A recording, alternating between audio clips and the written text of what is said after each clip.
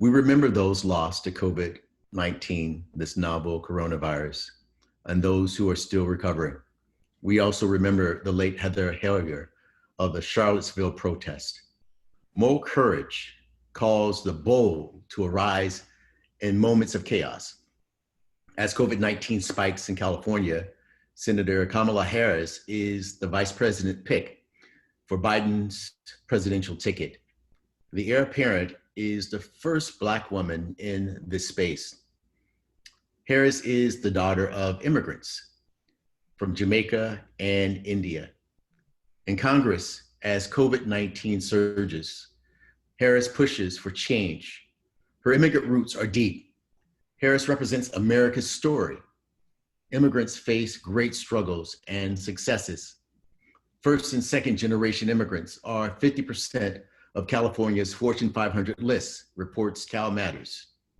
Today, close to 1 million locals are entrepreneurs and earn 21 billion, reports the American Immigration Council. Yet, the COVID-19 economy is chaotic. Economic and racial upheavals are not new. Rewind 50 years ago, and the first revolutionary era, the Civil Rights Act and the Immigrations Neutralization Act, were both signed in the 1960s. America's democracy arose as it erased nationality quotas and open borders. Yet, in the agricultural fields, long hours and low pay greeted migrant workers who crossed borders for equality. The United Farmers Workers, iconic labor organizers or union, the UFW, the United Farm Workers, iconic labor organizer, Cesar Chavez fought and fasted for social, political, and economic independence. He led farm workers and marches in California to resist oppressive labor conditions. Chavez's strong Catholic faith saw Christ as the model for activism. Chavez called the church to uplift Mexican Americans, wrote Ian Stanvanas. Chavez organized Filipinos, Puerto Ricans, and Blacks. Today, racial justice protests and abolish ICE actions mirror the urgency and diversity that Chavez once prized. Now farm workers fear protests as ICE agents lurk in crowds. Not taking a pandemic break. It sweeps detainees into COVID-19 infected jails and cages, and organizers resist, saying enough is enough. Immigrant essential workers fear COVID-19 and becoming potential carriers as they might infect their children. The CDC, the Center for Disease Control, new report says Latinos and Black children with COVID-19 face severe symptoms and require hospital care at 5 times the rate average of other children who are not people of color. As children and DACA students face the pandemic, most are returning to schools that are 100% digital. This moment calls for local civic and faith leaders to activate for a new path for immigrants and DACA dreams. That demands humanity and citizenship for asylum seekers. So thank you, and thank you for being patient with us as you join the 14th edition. The Justice Project is driven by PAC, and 100 faith leaders stand together to call for equality and justice for all in the spirit of kingdom justice. That's MOK justice. So today we listen to understand as authentic civic leaders share how moral courage can lead to change in Santa Clara County. Hello everyone, I'm Reverend Ray, and I am the Executive Director for PAC of Silicon Valley. We are multi-faith, multicultural organizers who develop leaders to speak truth to power. We demand justice for immigrants. We call to stop all family separations. We stand to protect the marginalized. Let us construct a new agenda as everyone can find a safe refuge and enjoy a diverse America. So again, thank you for joining us here with the Justice Project. Today, we'd like to welcome some amazing civil leaders. And I want to start off with introducing Zelica. Zelica, welcome to the Justice Project. And can you tell us who you are, what organization you represent, and what is motivating you? What is giving you gas during this pandemic period. Thank you, Reverend Ray. This is awesome, first of all. So thank you very much for having me today and really talking about deeply rooted issues in our community. So I am the director of the Office of Immigrant Relations. Today is actually my 1-month anniversary at the county. So that's been exciting and I've learned a lot. You know, I have 2 girls at home, and I think to your introduction around the VP pick, it is something for them to see themselves in a woman in that kind of power, right? And in that kind of office. And so having conversations around what it is to be biracial girls, having the immigrant experience come from me and having, you know, the Black experience come from her father, how do we make sure that as she's, you know, watching kids in cages and as she's seeing, you know, the racial tensions around the country, how she also sees herself as like a very powerful woman, right? And both of them, how they see themselves as powerful women, making change, asking really simple questions, but really important questions around like why racism and why are Black men being killed and why, right? And just, that's right, that's the question, like why? And so for me, that is what's very motivating. Happy anniversary. We're happy that you're with us. We're happy to have you serving us at the city level. So thank you for joining us. Next on the docket is Aurora. Aurora, tell us who you are, what org you represent, and what is giving you guys and motivating you during this pandemic era. Thank you very much. Hi, good afternoon. My name is Aurora Aceves, and I work for Cristo High School. We're a Catholic private high school here on the east side of San Jose. We are bringing back, you know, the roots of, just providing, to those marginalized and, more in need communities. And, I'm the director for the social emotional counseling department there. I'm also an LCSW, so I really work really closely with all the families, connecting them to the resources. I'm providing counseling services, for some of our students. And for me, I'm a first generation here in the U.S. I immigrated when I was a teenager. So I definitely have experienced, a lot of discrimination and, racial injustices. So for me, it's very important, to really continue bringing that awareness, and helping my community, being there for them, and, just, make sure, that I'm a role model, for my kids. I have 3 kids. So, definitely, just giving back to my community and, just being a, Latino leader, in our community. Welcome, Aurora. We're really grateful to have you, and we're excited to hear your voice. Now, before I introduce our next guest, I want to introduce Teresita Soto. She is my co-host today, and before we introduce Jorge, which will be doing some translation, Teresita, can you introduce yourself to our Zoom viewers and Facebook viewers? Hi, my name is Teresita. I work for PACT at the moment as an interpreter, and I'm here as a co-host to Reverend Ray, and also an interpreter for Jorge. Thank you so much, Teresita, and thank you for being my co-host today. We're excited to have your face. Typically, Teresita is behind the scenes translating, so we're happy to have her with us today. To introduce Jorge. Jorge, can you tell us who you are, what organization you represent, and what's motivating you during this pandemic Bienvenido, season? Jorge. Gustaría presentarse usted mismo y de qué organización viene y qué es lo que le motiva hoy en esta tarde. Bueno, durante muchos años estuve en la organización de PAC, aquí en la iglesia Santa María de Gilroy. Soy fundador de la organización San Isidro Nueva Vida. Trabajamos con el Departamento de Policía de la ciudad de Gilroy y el Departamento de Recreación. Fundador del grupo Nueva Esperanza para los Homeless. Llevamos comida a los homeless, ayudamos a familias de muy, muy bajos ingresos. Y participo en la organización Carry the Vision y con la organización también siempre me ha inspirado la historia de César Chávez, la historia de Martin Luther King y la historia de Malcolm X. Me gusta trabajar buscando soluciones, más que nada, para tener buena relación con lo que es el Departamento de Policía y los concilios de la ciudad de Gilroy.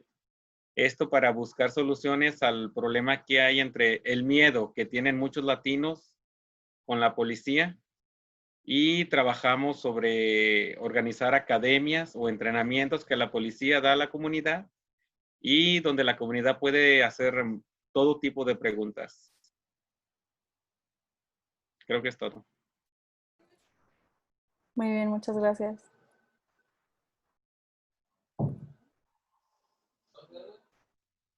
All right. I should have had you translate for us partly through Teresita as Jorge was introducing himself. All right. So did you want to share a little bit of what he said for our non-Spanish speakers that are viewing and listening? Jorge, ¿usted en qué iglesia participa? Iglesia Santa María de Gilroy. Okay, so he participates in the church in Gilroy, Santa Maria.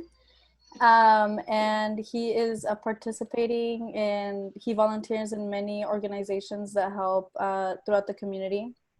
He says how he is inspired and admires Cesar Chavez, as also Malcolm X. And I think that was the general idea. Am I missing anything that you guys heard? All right, great. Well, thank you, Jorge, and welcome. And we're excited to have you on the Justice Project today. Thank you, Teresita. Thank you. All right, next on our guest list and panel, we have Cesar. Cesar, welcome. Can you introduce yourself to Zoom and Facebook? Those who are listening, tell us who you are, what org you represent, and what's really motivating you during this COVID period. Thank you again. My name is Cesar Diaz. I'm working for Healthcare Justice, which is the union patients at SEIU-UHW Healthcare Workers, UHW, as Healthcare Justice Organizer. We're working with the patients, taking direction, action, and past policies to improve healthcare system. And one of our organizing methods of story collecting. So we collecting a lot of stories to working with this power to the voice of the people in the community to share the life expiring. So we want to make sure that healthcare is accessible, affordable, and high quality for essential workers and essential community. So to get to respect and give it to the tools they need, ensure their safety and provide all patients quality healthcare that they deserve. Excellent. Well, thank you. You're near and dear to us. You're like family. So we're grateful for you, Cesar, for being with us today. Last but not least, I want to introduce Dorothy. Dorothy, welcome. Thank you for sharing with us today. Can you introduce yourself, what org you represent, and what is motivating you during this pandemic crisis? Thank you, Reverend Ray, for having me. My name is Dorothy Ma. I am the Immigration Staff Attorney as well as the Immigration Programs Manager at Amigos de Guadalupe, Center for Justice and Empowerment in Eastside San Jose. And what's keeping me motivated through this chaotic time would have to be everyone's strength and resilience. It is a very difficult time, but I see everyone trying to stay strong, not only for their family members, but for those in their community. And everyone really is trying to reach out and connect and making sure that we all feel emotionally connected, even though it's hard. And this is it's a novel pandemic and it's a very difficult time, but seeing everyone's strength, in their own lives, as well as seeing our frontline workers going out there every day, taking care of people, gives me strength. Right on. And I agree with you. I mean, just having the ability to see others care for others and the courage of our frontline workers is amazing. So thank you, Dorothy, for joining us. I'm really excited of hearing your voice as well as we press through this most important conversation. Well, welcome again, everyone, and thank you for joining us. Let's go ahead and dive right in. Zelica, you are first on the list. So let's inhale, exhale as we seek to spend this quality time together. So Zelica, can you share about your role at the Office of Immigration Relations? Yeah, I'm still learning it myself. So I'd love to be able to talk about it and kind of share with you all the vision that is definitely being cultivated as we speak, right? And so the Office of Immigrant Affairs has been around for the last 5 years. It has really been, it was really opened up to serve the immigrant community across the entire county, making sure that we're offering programs, services, alignment across different kind of continuums of support. I will say primarily it has been supporting for folks getting like legal services, which at this time it's incredibly important to have the necessary services and legal support that they need. The vision for the future is really around authentic community engagement. I think that the county is committed to bringing more community voices into how they deliver programs and services.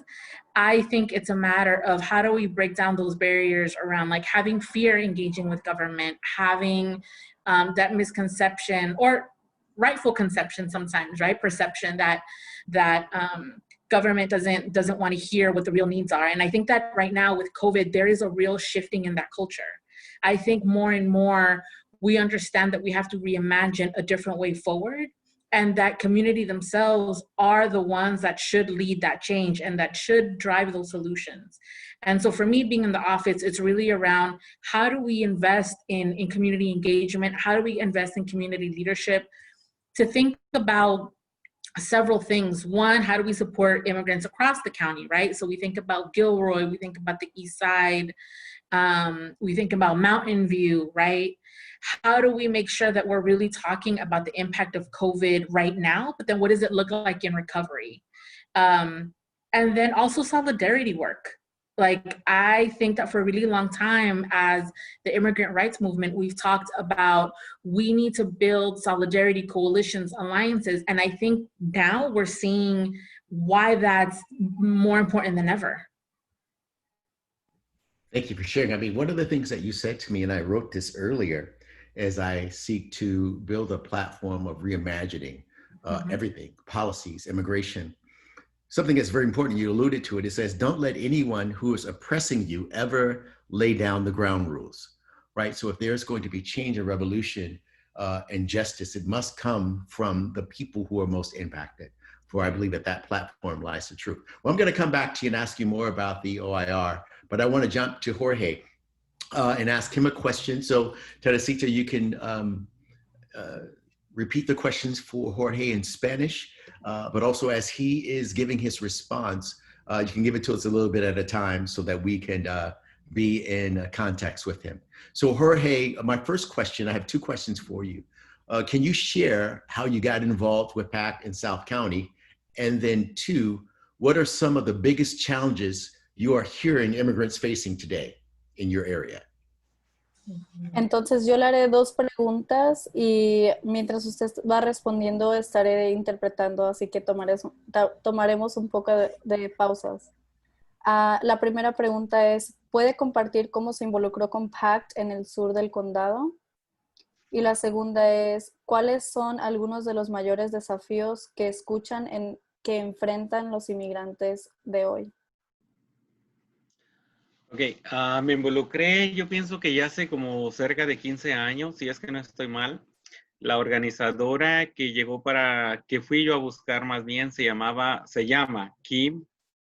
Ahorita creo que trabaja para otra organización. Y lo hice cuando empezamos marchas por reforma migratoria. Fue que busqué contactos para poder organizar acá en Gilroy. Okay, so, ¿comenzó cuándo, lo siento? Hace 15 años más o menos. So he started getting involved about 15 years ago, and he started with someone named Kim, who he believes isn't working anymore.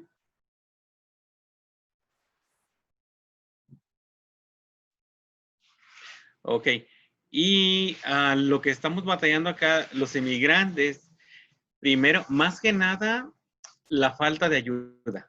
O en estos tiempos ahorita en estos tiempos de la pandemia, las faltas de ayudas económicas pérdida de trabajo y pues las rentas, los precios de las rentas acá en Gilroy con nosotros son muy, muy caras y es muy difícil para una familia migrante poder rentar un apartamento o una casa. So something that the immigrant community is struggling with is the need of economic help. And there's a lot of loss of jobs. And in the Gilroy community, it is very hard for the immigrants to get apartments or rent out houses, especially in the Gilroy area. Definitely. The immigrants are mostly impacted because, unfortunately, because of the status, they can't receive the state benefits. But we do have some great things, and this is a part of sharing. And I think Dorothy will be able to share some later on, but there are some great things coming for Santa Clara and all of its undocumented that can make sure that we are doing our part. I think, I can't remember who mentioned it, but it's important that we help each other, be it state or federal funds or our individual private funds. So that we'll continue to lift that up and share more information. Cesar, my next question is for you. One, tell us about your organization. And then two, what are some of the things that your coworkers are experiencing? And what are some of your concerns based on the things that they're experiencing?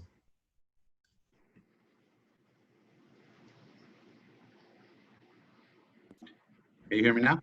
Okay. We can hear you now. Okay. Right now under COVID, we are seeing essential workers put in the control to the coronavirus. Essential workers, many of which are people of color and immigrants, do not have the PPE and materials that they need. So this is a big concern right now on the whole community and whole works. We heard stories from workers like and patients, such as I have many stories. I want to share one of that. Martha, she working in one of the facilities in Gilroy, and unfortunately they don't have enough gloves, masks, gowners to attend them. She working on the facility. She is a CNA, and she is scary. She called me at 2 o'clock in the morning to say, "Oh my God, I don't know what you're gonna do. I'm scary. I don't want to be infected and infecting my family." So that pressure of that and is really big because she's not the only one person can get an experience like that. So we start off recollect a lot of stories to share in the community and try to connect with each other. How can I create a voice to be more strong on the community and save everyone? Nice, Cesar. And Cesar, again, what type of workers does your organization represent? Well, I represent the community. So I represent everyone on the community. Yeah. Okay. All right. So we have a concern because you have someone like Martha who has a family to take care of, right? So you can imagine how that drives all the more fear, but yet she has to go to work because if she doesn't go to work, there's no bread. There's no way to provide for her family. Well, great. So we're going to jump back into that. But right now I want to invite Dorothy. I really, again, have been looking forward to hearing you speak because I know you are a wealth of information. So Dorothy, last week on the Justice Project, we talked about DACA. And in addition, there are some constant changes we see happening. How do you see the changes impacting your clients? Well, thank you for all the kind words, Reverend Ray, and thank you for having me again. Personally, I see with all my undocumented clients, but my DACA students hold a near and dear place in my heart, and they have been reaching out to me in a great deal in anxiety mostly. And unfortunately, with the constant changes, there is a lot of confusion about what is happening. The great thing about the world that we live in now is that social media has been keeping many of them informed about what is going on, but personally they have many questions. You know, for example, I have many students calling who would apply for initials, and they keep calling me asking me like, what can I do? What can I do? And I can only give them so much advice and assurances, but I'm seeing a lot of anxiety in my clients, unfortunately. And then I would say, that's been really hard for me to deal with, because I wish that, their status wasn't being used as a political ploy right now by the government, right? So it's a very difficult time for them, and I'm very empathetic with that. Yeah, they're used as a pawn in the political game. And that's why as we are in 100 days, less than 100 days heading towards the election, we have to stay aware of the political pawns and games that particular electeds are playing and how they're using our most vulnerable brothers and sisters. Thank you for sharing. Aurora, tell us about your role. And then second, share what do you see is the mental impact on undocumented immigrants and immigrants at large? So I think we mentioned how this is stressful and the fear of taking care of our loved ones is challenging, but the mental and the emotional impact that it's having. Yes, thank you so much, for having me again here. So yeah, we'll start a little bit, sharing a little bit about my role. As I mentioned before, I'm the director for the Social Emotional Counseling Department at Cristo. I provide clinical supervisor to our interns and other personal counselors, who work at the school. We're one of the few schools who have a very solid social emotional department, to provide the social emotional support to our students. I'm also one of the parent coordinators who I workshops, and we also this past year, we completed a parent ambassador program, which is, to create leadership among our community, among our parents. We provide leadership skills, for our students. So, we are doing that with the parents, so they can also have a feeling of what is it, to be leaders in the community, how they can raise up their voices, how they can speak up, for any concerns or any ideas that they may have. I'm also the point person for our undocumented students, and families at the school. I'm the one who linked them with resources and, also, help them, with any needs that they may have. Since I'm a licensed clinical social worker here in the state of California, I'm also the point person, to link families with any community resources or support within our community. And, throughout the years, working at Cristo and, other mental health agencies, working for Allenbrook for 9 years as a mental health provider. I have seen, how our undocumented students, have been impacted by mental health issues, such as anxiety and depression. Due to our students, not being aware most of the time of their legal status until they get to high school. Especially here, in Cristo and working at the school, I have seen, how when they come in as freshmen, since, we have a corporate work study program, they need to work. So a lot of our students, they realize, when they're freshmen that they don't have a social security number, which, it doesn't, allow them to be placed at a regular, at a work, at a corporation or a different, work environment. So this is a cruel awakening for them. They realize, that they're not able to qualify, to work, here in the U.S.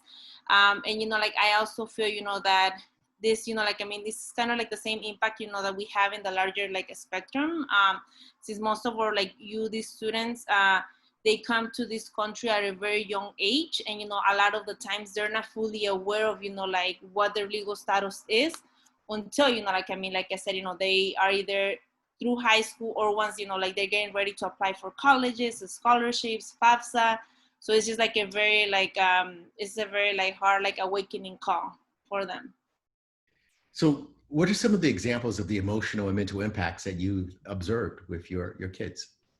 We definitely, like I said, we have seen and witnessed, that once our students realize, that they, that they're undocumented, their motivation is very low, they're very sad, they don't really want to continue pursuing, their education. And we saw this graduating class was our first class who didn't qualify for DACA, for the DACA program. So we noticed, that up until the junior year, there were a lot of our students. I'm sorry. You're okay. No, never. Look, we are a kid-friendly show, and we love when kids interrupt, so never worry about that. And like I said, we had like really like very like successful students, up until like they completed their junior year. And when they started like their senior year, we started like, and I was gonna talk about like further questions, but we noticed, a change on their behaviors, like the lack of motivation. A lot of them started displaying like disruptive behaviors, like which we had never seen before. But we all came into conclusion that it was because, like they were like, aware, that they didn't qualify for the DACA program, that was going to limit a lot of like their options. And, even though there's a lot of opportunities nowadays, thanks God, in a lot of like the UC universities and, CSUs, but it's still, I feel that they didn't have the knowledge, so that automatically like impacted the social emotional. Yeah. So as a community, we need to do a better job speaking to our young folks who are undocumented so that they don't fall into a place of hopelessness, because the lack of opportunity drives behavior, right? Yes. And it's not the behavior that's an issue, but we have to give opportunity. I'm sorry, Aurora, what were you going to say? I just wanted to add, that not only to our students, but also like educating our parents is like a key factor, because I think for them, it's kind of like a taboo, like they don't tell them anything until they're older. So I think it's just educating them about the importance of like telling them, since young, like making it like a normal, like a normal, like a sense of normalcy. Or because, otherwise, once they realize, it really hits them really, really hard. Very good. Thank you for sharing. That's very important to share. So Zelica, I want you to jump back in, and can you give us an understanding of immigrants in Santa Clara County and their contribution? Yeah, there's a lot. There's a lot to share. I was going to run off some stats, but I think speaking to kind of piggybacking off of what Aurora just shared, and I think what you started sharing in your introduction, we do know that immigrants make up a large percentage of our essential workers, right? We know that they're the sanitation workers, they're the ones growing our food, they're the ones just really out there exposing themselves every single day. And we're grateful for that. And we understand that it is dangerous and deadly, right? We know that the East Side and Gilroy have been the hardest hit in Santa Clara County. And knowing that, I think that there is a lot of resilience and there's a lot of kind of informal systems of support that our communities have also organized to really support them through this, to support each other through this pandemic.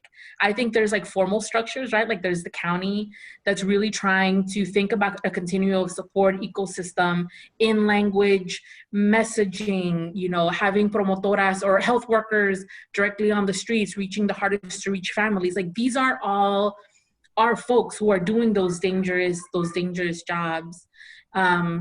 Like you mentioned, half of our workforce in Santa Clara County is immigrants. You think about 80% are agricultural workers, 87% are housekeepers, right? So I think the contributions are vast, and we can talk about the millions to billions of dollars that every day they're contributing to our economy.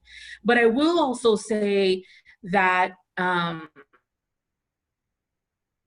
pain, but there is a lot of strength. And if you think about, and I heard this early on during shelter in place, actually one of my aunts said, yes, this is hard. Yes, this is painful. And also remember that immigrants left and traveled by themselves with nothing and their kids to this country. And so we will also survive this.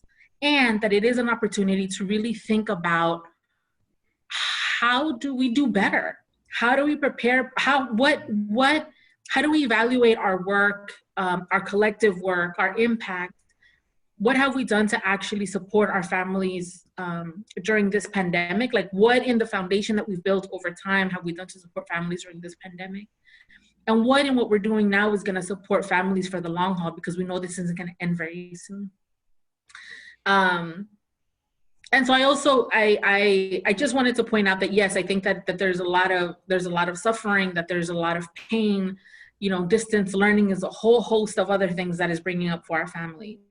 And yet there's a lot of strength and a lot of models of resilience that we can definitely learn from as we think about recovery. I will say that the county very much is thinking about recovery in several different ways across the entire county, really trying to make sure that recovery is really touching the hardest to reach families. And there's only been, we can talk about several successful models in doing that, but we know that the approach has always been peer-to-peer outreach. Yes, yes. So great. There's so many more questions I have to ask you and about your office. So we're going to circle back and loop back. I want Jorge to jump back in. And Jorge, can you share in this question, how is the changes in immigration policies under the 46-1 administration? I can't say his name. So Jorge, how have the policies under this administration affected you and community members? Jorge, ¿cómo se ha afectado a usted y a sus miembros de la comunidad la administración y las pólizas de la administración actual?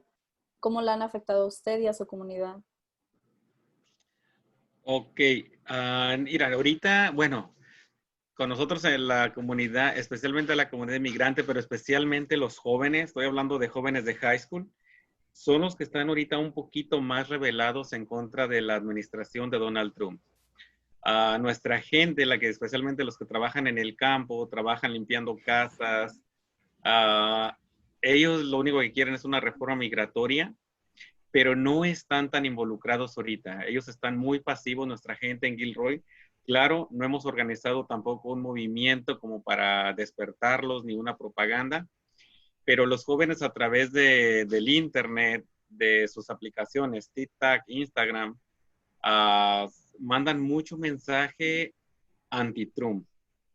Están en contra de sus leyes, están en contra de las propuestas que ha hecho para quitar DACA, y están emocionados, y eso es lo que queremos usar nosotros aquí en Gilroy, están emocionados por votar, especialmente los que van a cumplir sus 18 años antes de las votaciones. Están muy emocionados por querer votar en contra de Donald Trump. Claro, muchos eran de Bernie Sanders, pero ahora que no está Bernie Sanders, bueno, dicen que no les queda de otra más que votar por Biden. Pero algo interesante que está removiendo a los jóvenes es lo de la vicepresidenta, la que se va a postular para vicepresidenta, Kamala Harris, porque ella está despertando ¿cómo se puede decir? Cierta ilusión. Lo que nosotros estamos ahorita pensando o tratando de figurar, cómo poder utilizar la figura de Kamala Harris para animar a la comunidad, a los hijos de los inmigrantes a votar. Sabemos que estamos muy unidos con la comunidad de color, entonces ahorita estamos buscando maneras de cómo aprovechar eso para motivarlos a que se registren a votar y que voten. Pero estamos apenas tratando de pensar cómo. Okay, so what he said was that in the migrant and the young community, specifically in the high school age, there's a lot of young people rebelling against the 46-1.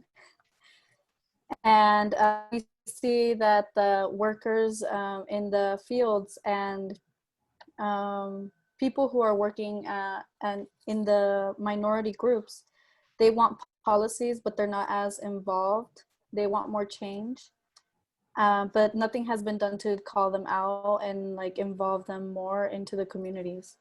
We see the young people sending more messages anti-Trump via TikTok, via social media, and we're very excited to see this happening and to use these mediums to actually get a lot of young people out to vote.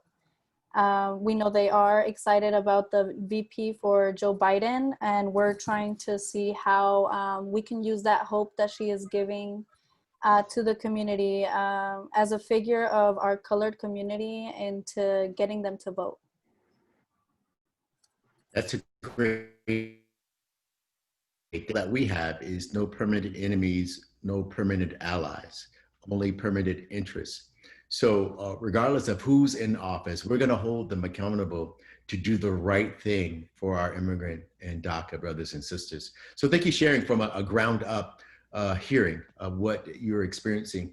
Cesar, in that same vein, what have you personally experienced, and what have you heard from families and or friends under this current administration that compel you and your brothers and sisters to stand together with your coworkers and those that you represent? Well, this is really important for me. I'm from Mexico, Michoacan. So I have lived in this country for over 22 years. And I get angry when I see that Trump plays with our life and immigrants. Every day, there is a change to immigration policies. We're tired with that. And during to the COVID, it's really immigrants working that are on the front line, risking their health, but are also left out of the getting to help. They need to put food on the tables. Immigrants workers fight hard and building this country, and they are so first ones that are set aside. That is why we need to policies like SB 275 to make sure that immigrants workers are safe. So is a time to everyone need to educate each other, to really create power in the community. We have a lot of opportunities. We have a lot of concerns. The whole organization is amazing, the work they do.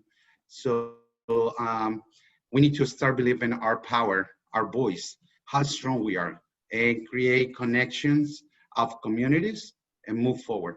So that's just right now the whole workers and communities start pushing to make a changes on the community. Thank you, Cesar. I mean, I totally agree. This is a collective effort of all communities coming together to fight and to push back against those who are complicit in silence, who watch how human lives are used as pawns for the purpose of political gain and capitalism. So thank you for sharing. Dorothy, I want you to jump in, and as a member of the Rapid Response Network, can you share with us recent trends in immigration detention? Sure. To be very honest with the panel and all the people whom are listening, during COVID, there was a slowdown in ICE enforcement, and that was mostly because of COVID. And as a result, ICE is a federal agency, so they were affected. And as a result, they had less people. They were essentially closed, just as courts are. And in the coming months, in the last 2 weeks, we have seen upticks in ICE enforcement and in ICE activity. Personally, we know for sure that there have been ICE arrests in Portland, as well as in Sonoma County, and as well as in Napa County. And it seems like they're going after a certain niche of clients or of immigrants. They're going after people who have unexecuted deportation orders, and that means that these people have been ordered removed by immigration judges and have prior deportation orders. So they are in the system, and they are being specifically targeted by ICE. And it seems like they're going after particularly Mexican nationals. There's no particular rationale that we know beyond the fact that there's some arguments to be said that Mexican nationals, just due to location, are the easiest populations for people to transport back.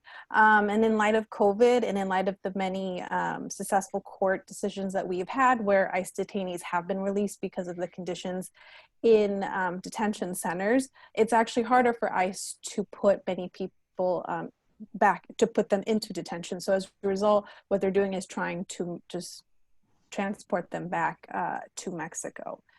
So I think that's just a big, it's a lot to take in, because it's scary that we're in such anxiety-filled times, and we're in a pandemic and ICE is still going after people. However, I want to end a little bit on this part of the question with some hope is that we have no expectation and there's very low possibility that they're going to just do massive enforcement raids. That's always been a fear of many in the community for obvious reasons. We haven't seen anything like that since the 80s, and we have no reason to believe that will happen.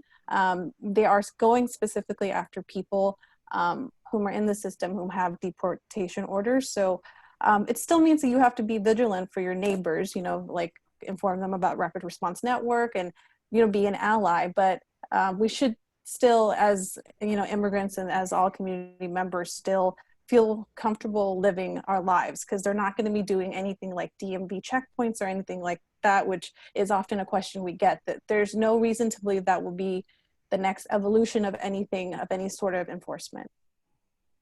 Thank you. So thank you for bringing that up.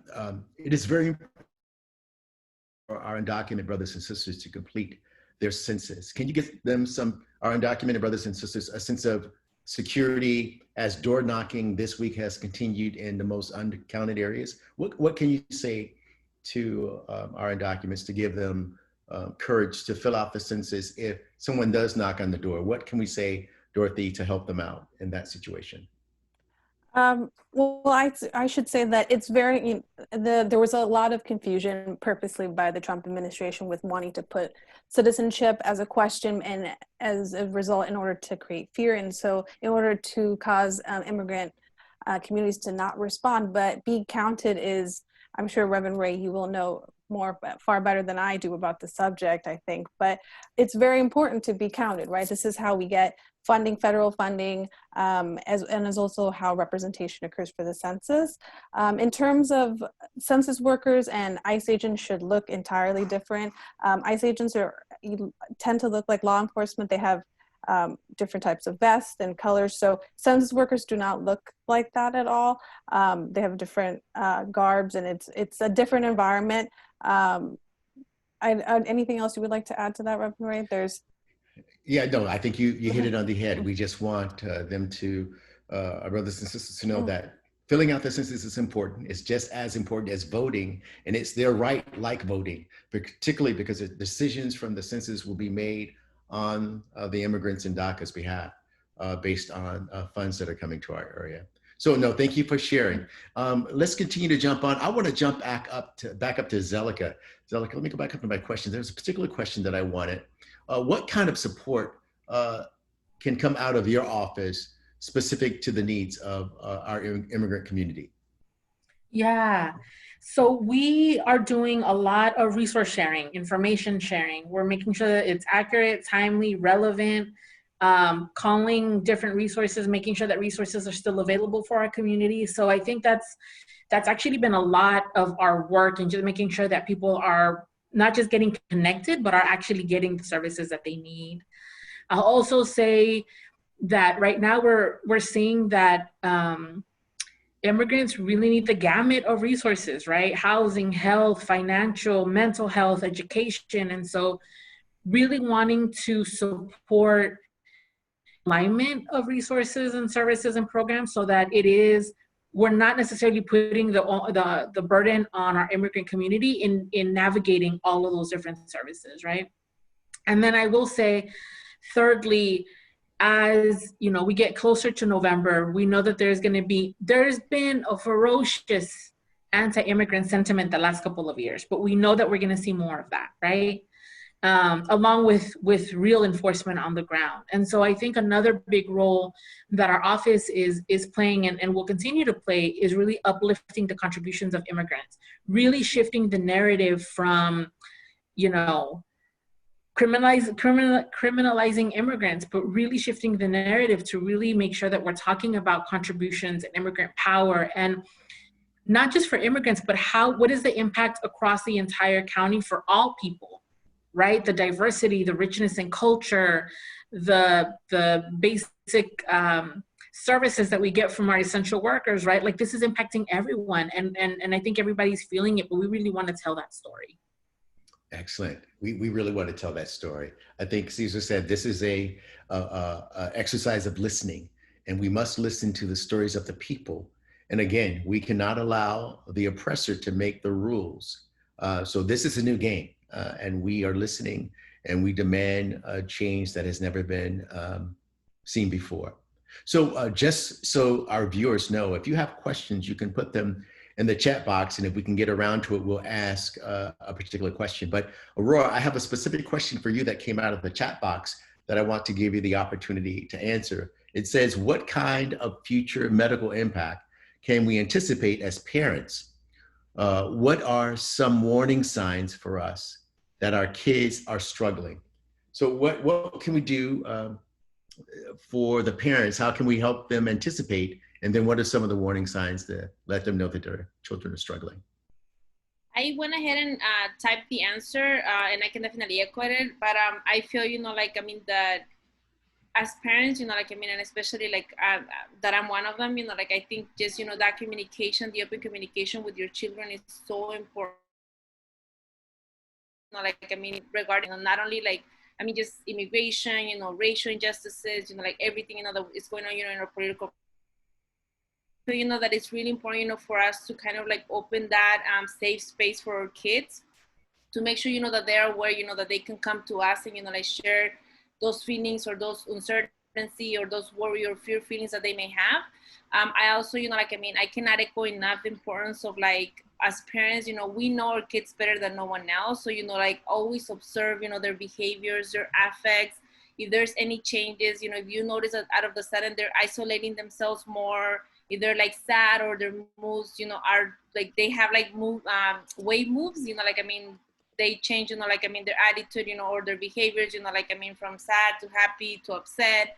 Just ensure, that you are, that as parents, you're always, aware of their behaviors. And if you notice that something, more persistent, reach out for resources. There's tons of resources in the community. Make sure, that you talk to one of your community, agencies, and, how can we, link them, with resources. Excellent. Thank you for sharing that. This is an important time. Parents are busy just trying to keep things together. And with school starting, they're just trying to make sure that their kids don't fall behind. And there may be multiple families in the same house. So as a mother or father are trying to keep their family together, sometimes they miss out on the warning signs, right? That their kids are actually struggling. So we definitely need, as a village, to be mindful of that and not lose insight. All right, so I have a couple of more questions that are coming from the bank. Dorothy, do you know the rapid, and I don't mean to put you on the spot, but we could put this in our chat box. And typically if we were live on Facebook, we will put it in our chat box, this information. But the Rapid Response Network, do you have a link and a phone number for us, Dorothy, that we put in our chat box? Sure. The phone number is 408-290-1144. And that's the number for Santa Clara County. And for all of our friends and family and community members in other counties, I do recommend that they look into their own individual counties' rapid response network as well. We're blessed to live in a pretty progressive state, and as a result, many counties have their own rapid response network, but our specific one is 408-290-1144. And as the listeners, thank you so much, Dorothy, for mentioning that. And we'll make sure we put that in our news feed on Facebook, as we often do, and the Facebook Live for this episode of the Justice Project. One thing, as we talk about the Rapid Response Network, we're calling on our city and we're calling on our county to create a moral budget. That is to say that we are a sanctuary city. As we stated, more than 50% of our workers in the county are immigrant workers. That is to say they're vital, not only frontline workers. So if that is the case, we need to call for a moral budget. So those that are listening, as we share the Rapid Response Network with those who are most vulnerable, we need to also share that we need moral budgets for those who are most vulnerable. That's the Rapid Response Network. That's services for those who don't have access to state services and federal services. So we just want to lift that up. Well, Jorge, I want you to jump back in. And this question is, as we seek to empower the community and get community members more involved, what are some of the things, Jorge, that you hope to accomplish? Mientras busca empoderar a la comunidad y lograr que los miembros de la comunidad se involucren más, ¿cuáles son algunas de las cosas que espera lograr? Tere, tu volumen está muy bajo, no te alcanza a escuchar. Ok, está bien. ¿Ahora me escucha bien? Sí. Mientras busca empoderar a la comunidad y lograr que los miembros de la comunidad se involucren más, ¿cuáles cosas que espera lograr? Ahorita, especialmente tiempos, lo que queremos es lograr la unidad. Estamos trabajando con grupos de jóvenes de high school. Claro, en otros grupos de adultos estamos trabajando muy fuerte en relación, para lograr tener buena relación con la policía. Pero esos grupos podemos pasarles información, especialmente, bueno, para mí es muy importante, sobre este tiempo de elecciones. Sobre registrarse, cómo llenar la solicitud para votar. Hay gente que aunque es ciudadana no sabe. Cómo podemos tener alcance para las familias donde ya hay mayores de 18 años que no están registrados, se registren para votar y ejerzan su derecho al voto. A gente mayor de 60, 65 años que a veces nunca han votado en su vida, pero que ahora son ciudadanos. Vamos a ver si los podemos también involucrar para que pues para que hagan escuchar su voz a través del voto. Esos son ahorita como de los planes. Estamos un poquito tratando de enfocarnos en lo que son las elecciones, para tratar de motivar a nuestra gente que participe, que voten por quien ellos quieran votar, pero al menos que ejerzan su derecho.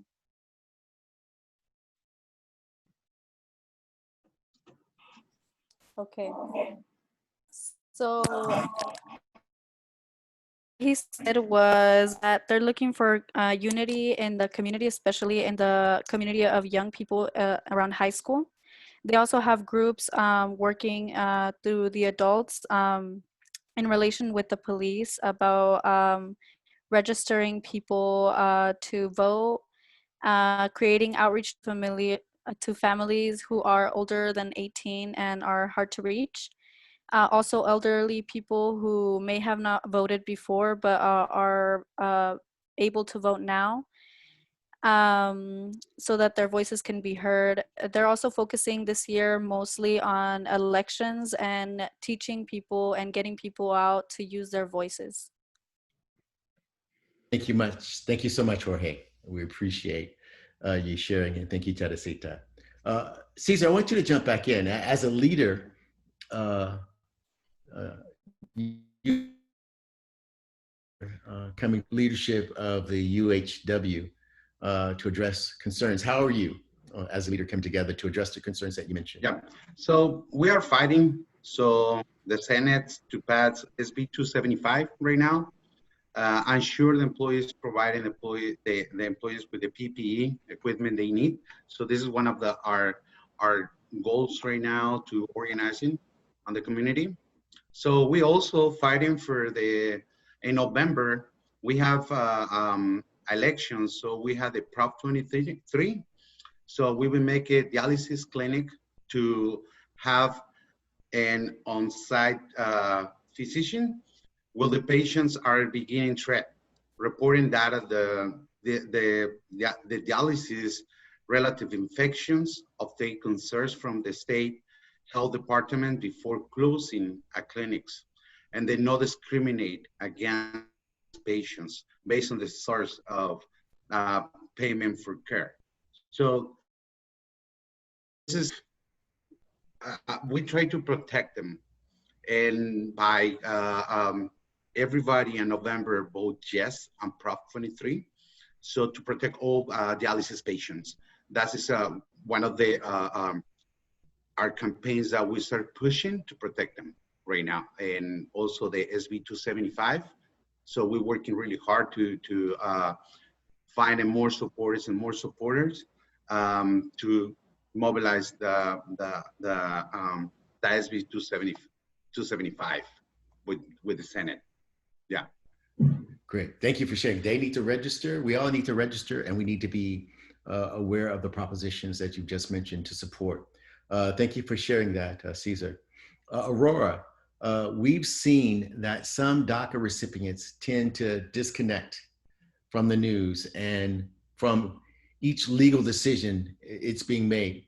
Why is it easier for some of our young DACAs to ignore it than to be informed or take any type of action?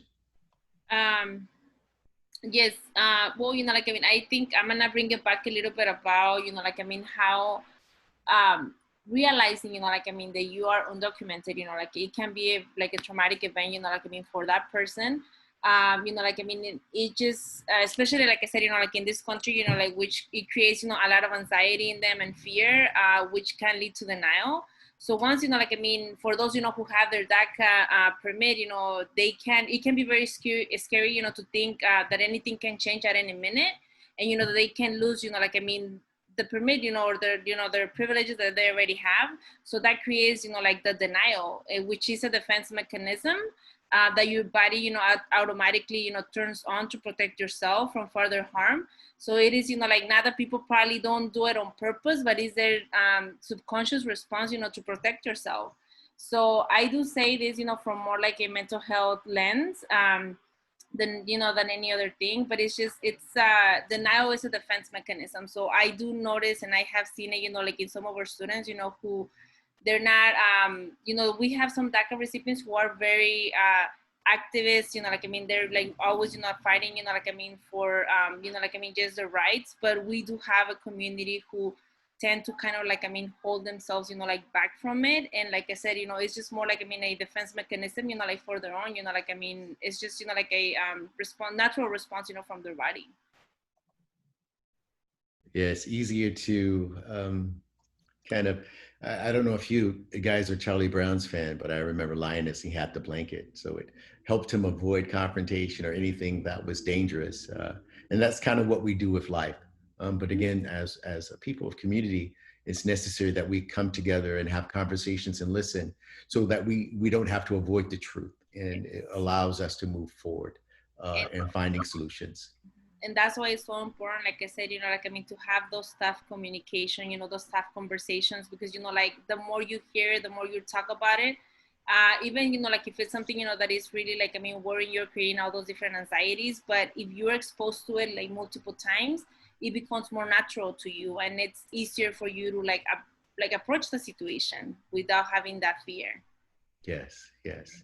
And speaking of fear, Zelica, I mean, what do you see are the biggest challenges we face when we come out of shelter in place? I think people deeper. I mean, I think that we are, especially the American community, is a community that is always, there's a lot of unity, there's a lot of collectivism, there's a lot of connectedness. And I think that there is a lot of isolation that we're gonna have to deal with, right? Like, I think a lot of our organizations have done a lot to authentically engage community, and it feels like we're gonna have to take those steps again, right? Like, redevelop and strengthen almost those community bonds and those community ties. I'll also say that I think mental health is definitely going to be something that we really have to address. Like I mentioned, I have two girls. One of them is a 4-year-old, and she was going stir crazy being at home, and she wasn't regulating the same way she was before. And that impacts our entire family dynamic. It impacts her ability to learn. It impacts her ability to, there's all these different things. And I'm like, wow, there's, I have the privilege of working from home, right? I can't imagine, families who can't work from home and still have their kids at home. Like, how do you balance that? How do we really have those authentic conversations and address those in a way where we're actually finding solutions for working families to be able to support their kids?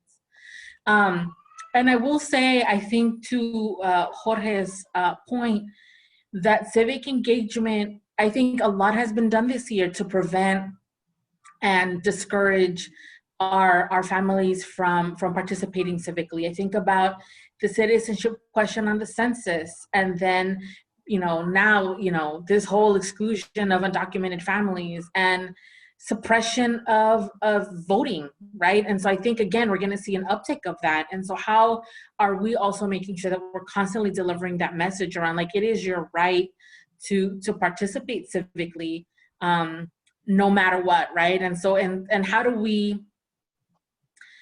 respond to that call to action from our community, and how do we support them in staying involved and engaged in a time where everything is being done to keep them from doing so? That's a great point. And as a reminder, 45 days left. September 30th is the final day for undocumented to exercise their civil right as citizens here in the county to complete the census. So we want to continue to remind and encourage. The last question I'll ask you, Zelica, is, well, not the last question, but what is the county and the city doing to support families in the hardest hitting zip codes like 95116, 95122, and 95127? What are some of the things we're doing? So like I mentioned, we are partnering with organizations on the ground that have peer education models, so that they're being equipped with in-language information, with accessible information, with resources, so that they're able to go out into the community in the safest way possible and engage with families on one-to-one and really talk about the pandemic and what's happening and how do you stay safe. We have folks at testing centers, folks that are doing contact tracing. I mean, there is a fully operational emergency response unit, right, at the county level that every day is doing briefings and looking at, whether we're flattening the curve, right? There's all that's happening. And I will say there's a lot of conversations around equity, right? Like, I think, again, there is a lot of conversations around equity that we've started to have as a movement and as a community. And I think now we're seeing maybe the consequence of not moving fast enough, if I'm being 100% honest, right? And I think when we think about reimagining the future, equity and liberation have to be at the center of that. Like, is equity enough? Is having conversations about equity enough? I don't know, right? And so I think the county specifically is really exploring what does equity in our response really look like, so that when we find ourselves in this situation again, a second wave or a potential second pandemic, how are we better prepared? And I will say that we really are committed to continuing to investing in that relationship with the community-based organizations, because we know at the end of the day, they're going above and beyond and not being resourced in the way that they need to be. Like, that is clear, right? Coming from a community-based organization a month ago, I know that we're maximizing all of our people's potential and capacity and sanity to be able to respond in a way that's helpful. And then how are we also supporting our folks on the front lines when we get to recovery, to also support them through that mental health, right? So I feel like there's different layers, and I think the county is really being intentional about thinking about those and actually putting boots on the ground to addressing some of those things. Yeah, great insight. And the idea of reimagining, there are many things that we have to reimagine to achieve this idea of equity, and not just an idea, but the reality that all have equal access and equal opportunity and the ability to live with dignity here in one of the most expensive places. But one thing I do want to mention for our undocumented is we know that there is the pooling of income just to live here in the Valley because it's so expensive. So what can we do to encourage our undocumented to make sure that they get tested and tested frequently? Because vulnerable, and we look at a spike in our numbers, it's not because people are being irresponsible, it's because they're doing what they need to do to survive. So what are some of the things that we can do to encourage them to get tested so that they can continue to have the viable life? And before we answer that, Zelica, I think you have to leave. Thank you so much for joining us. Are there any parting words that you want to give us before you have to take off? What we never thought was possible has been made possible in the last 4 years, right? There's been moments in the last 4 years that we're like, that can never happen, and it has. And now we're at this place of like, I think our reality has just shifted from beneath us. And I just, I invite all of us to think about our work differently,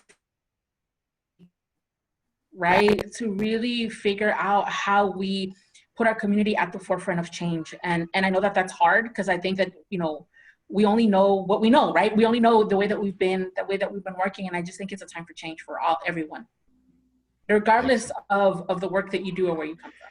So thank you. Ashe, and thank you, Zelica, for joining us. We really appreciate having you. So as I was saying, we want to encourage our undocumented and our most vulnerable to not be afraid to get tested for COVID. It's very, very important. Just like filling out the census is important, we want to make sure that you're getting tested and tested on a frequent basis. And there are lots of free clinics. I don't know if we're putting them in the chat, but we want to make sure. Jorge's out of here. We want to make sure that we give you last words, Jorge, before you leave. Would you like to share anything before you leave? ¿Le gustaría compartir algo antes de irse?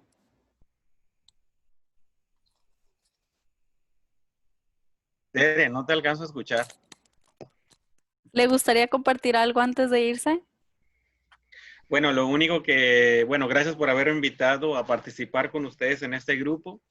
Lo único que les quiero decir que yo solamente soy voluntario aquí en la comunidad, no trabajo para ninguna organización. Por los proyectos que a veces escucho de la gente y que alguien los tiene que hacer, y me siento muy, muy libre de participar con la gente, de empezar cualquier cosa que sea positiva para nosotros. Me gustó haberlos conocido porque esto me ayuda a saber dónde encontrar recursos cuando la gente necesita. Es algo que yo aprovecho mucho cuando conozco otras organizaciones o personas que tienen algo que pueda ayudar a nuestra comunidad. Me gusta estar en contacto con ustedes para enviar gente o para preguntarles y pedir orientación sobre cómo a veces iniciar o terminar proyectos. Gracias y mucho gusto haber estado con ustedes. Mucho gusto, Jorge, and thank you for joining us. Go ahead, Teresita. He says, thank you. I am only a volunteer in my community. In all these organizations, I don't form part of them. I am just a volunteer. But I do see a lot of projects that need to be done, and I feel good, and I like meeting a lot of people, just like in this meeting here. It helps me see who I can count on and can contact for future projects, and who I can send people if I need to. Wonderful. And Jorge, it is ordinary people like you that change the world.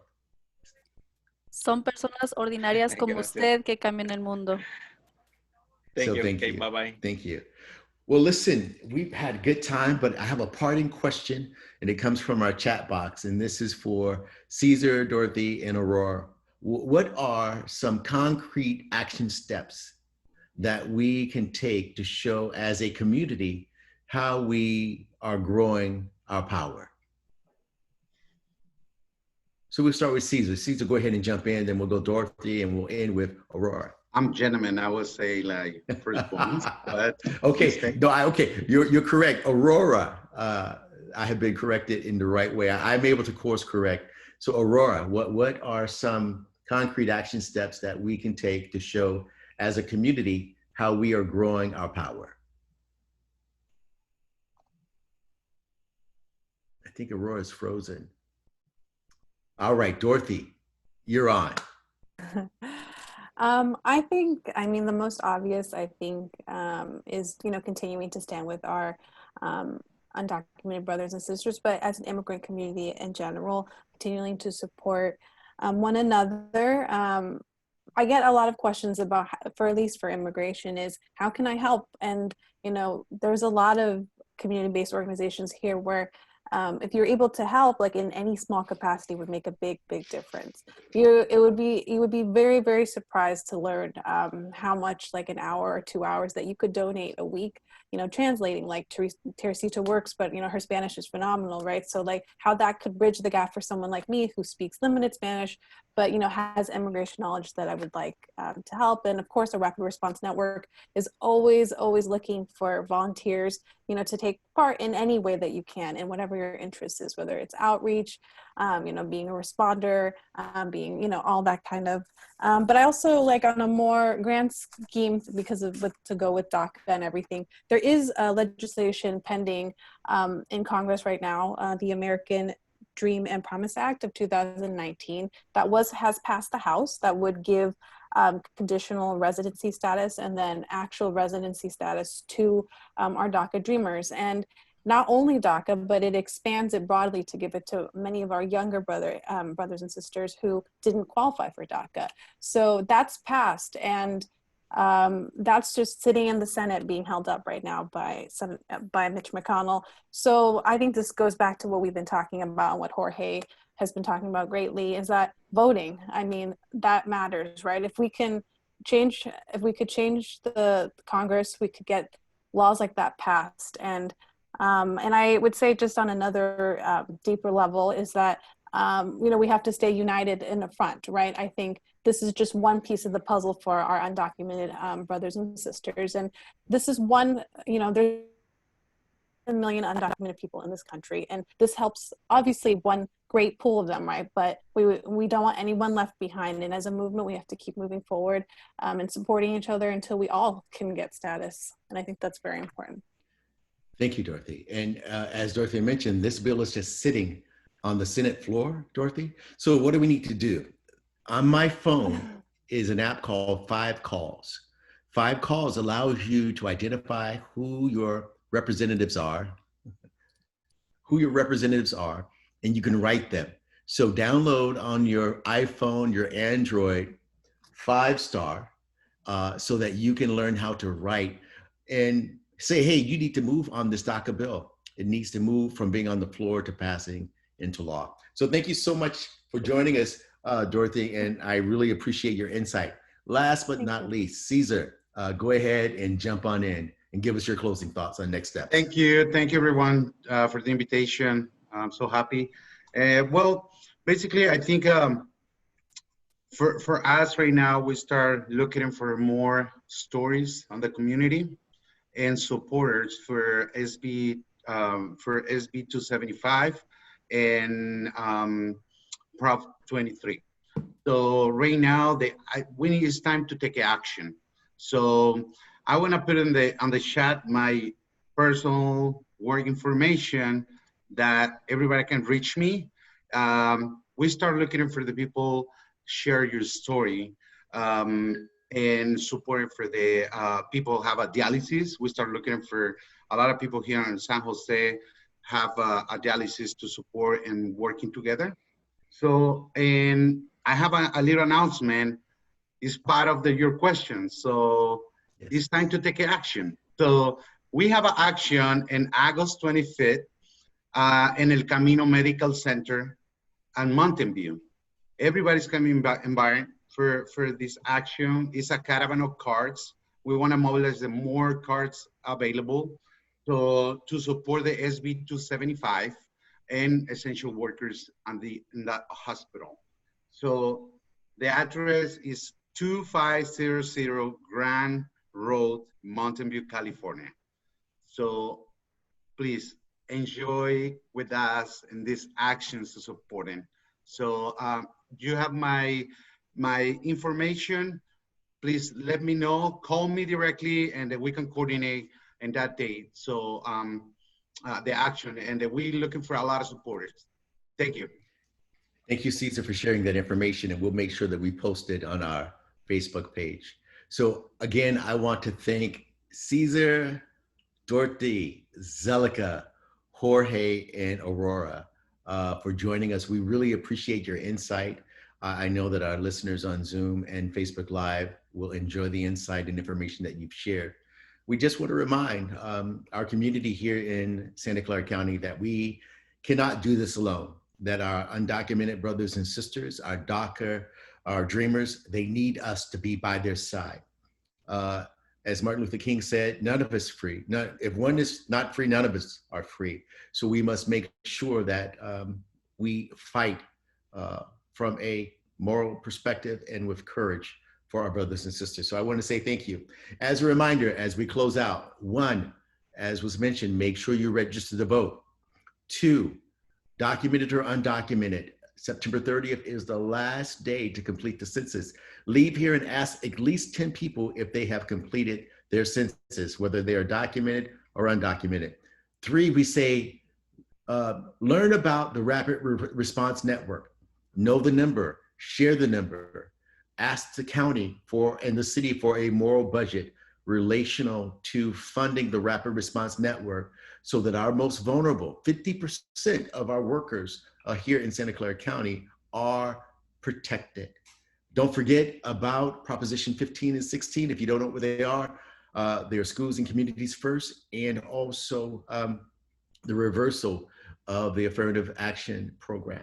So thank you for joining us. We'll be back next week where the evolution of faith and democracy of justice continues. So again, thank you so much for joining us, and be blessed all. Thank you.